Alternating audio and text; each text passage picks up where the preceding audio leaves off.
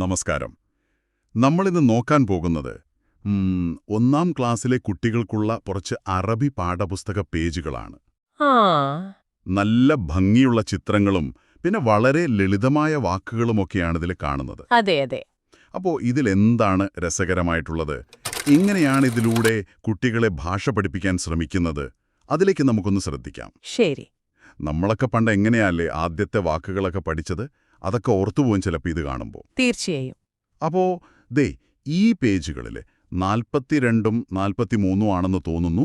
ആദ്യം തന്നെ കുറച്ച് മൃഗങ്ങളെ കാണാം. ഉം, ഒരു പൂച്ചയുണ്ട്, കിത്ത്, പിന്നെ പ്രാവ്, ഹമാമ, ഒരു പൂവൻകോഴി, ദീക്ക്, പിന്നെ പിഴക്കോഴി, ദജാജ. ഓക്കെ. ഇതിലെ ഓരോ മൃഗവും സ്വയം പരിചയപ്പെടുത്തുന്നുണ്ട്. പൂച്ച പറയുകയാണ് അന ഖിത്ത്, അതായത് ഞാനൊരു പൂച്ചയാണ് എന്ന്. ഇത് കൊള്ളാലോ. അത് വളരെ സിമ്പിളും കുട്ടികൾക്ക് എളുപ്പം മനസ്സിലാവുന്നതുമായ ഒരു രീതിയാണ്. അതെ, ആ വെച്ചിട്ട് അതായത് ഞാൻ എന്ന് പറഞ്ഞ് സ്വയം ഇൻട്രൊഡ്യൂസ് ചെയ്യുന്നത് ചിത്രവും ആ വാചകവും തമ്മിൽ പെട്ടെന്ന് കണക്ട് ചെയ്യാൻ പറ്റും അവർക്ക്. ശരിയാണ്.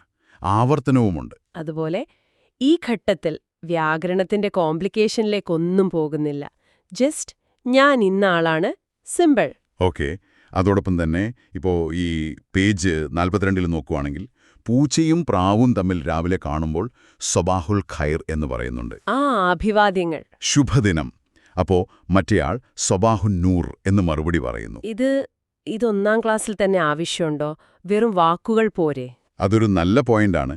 പക്ഷേ ഭാഷ എന്നത് വെറും വാക്കുകൾ മാത്രമല്ലല്ലോ. അല്ല. അത് കമ്മ്യൂണിക്കേഷൻ ഉള്ളതാണ്. അപ്പോൾ തുടക്കം മുതലേ ഇങ്ങനെയുള്ള ഡെയിലി യൂസേജസ്, അതായത് ദിവസവും ഉപയോഗിക്കുന്ന സംഭാഷണ ശകലങ്ങൾ പഠിക്കുന്നത് നല്ലതാണ്. ഈ സുബാഹുൽ ഖൈർ ഒക്കെ വളരെ കോമൺ അല്ലേ? അതൊരു കോൺഫിഡൻസ് കൊടുക്കും പിന്നീട് സംസാരിക്കാൻ. ശരിയാണ്. Practical usage. അതെ, ഫങ്ഷണൽ ലേണിംഗ് എന്ന് പറയാം. ഓക്കെ, മനസ്സിലായി. ഇനിയിപ്പോ അടുത്ത പേജിലേക്ക്, പേജ് 44ലേക്ക് വന്നാൽ ഈ പഠിച്ച മൃഗങ്ങളുടെ പേരുകൾ ഒന്നുകൂടി ഉറപ്പിക്കുകയാണ് അല്ലേ? അതെ, അവിടെ ചിത്രത്തിന് താഴെയായിട്ട് പേരെഴുതിയിട്ടുണ്ട്. ഹിത്ത്, ഹമാമ, ഡീക്, ദജാജ. റിവിഷൻ പോലെ ഓർമ്മയിൽ നിൽക്കാൻ നല്ലതാണിത്. ഉറപ്പായും. അതോടൊപ്പം അതേ പേജിൽ തന്നെ ഉനുക് എന്ന വാക്കിന് നിറം കൊടുക്കാനുള്ള ഒരു ആക്ടിവിറ്റിയുണ്ട്. ഉനുക് എന്നാൽ കഴുത്ത്. തൊട്ടടുത്ത പേജിൽ, പേജ് 45-ൽ ദാൽ എന്ന അക്ഷരത്തിനും നിറം കൊടുക്കാൻ പറയുന്നു. ഇത് വെറുതെ കളർ ചെയ്യുന്നതിനപ്പുറം. അതെ, വെറുതെ ഒരു കളറിംഗ് അല്ല. കാണുന്നതിനോടൊപ്പം ഒരു പ്രവൃത്തി കൂടി ചെയ്യുമ്പോൾ ആ വാക്ക് അല്ലെങ്കിൽ ആ അക്ഷരം ഒന്നുകൂടി ശ്രദ്ധിക്കും, ഓർമ്മിക്കും. ഒരുതരം കൈനസ്തെറ്റിക് ലേണിംഗ് കൂടിയാണ്.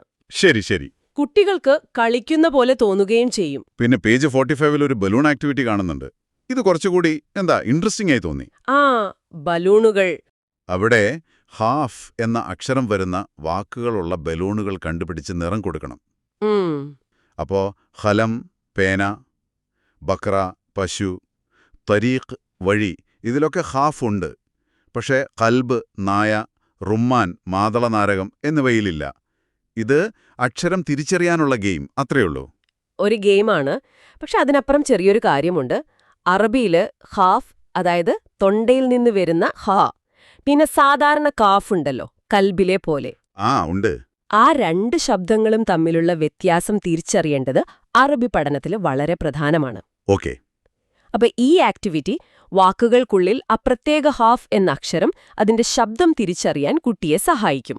കേവലം അക്ഷരം പഠിക്കൽ മാത്രമല്ല, ഒരു ഫോണോട്ടിക് അവയർനെസ് ഡെവലപ്പ് ചെയ്യലാണ്. ശരിയാണ്. ആ വ്യത്യാസം തുടക്കത്തിലേ മനസ്സിലാക്കുന്നത് നല്ലതാണ്.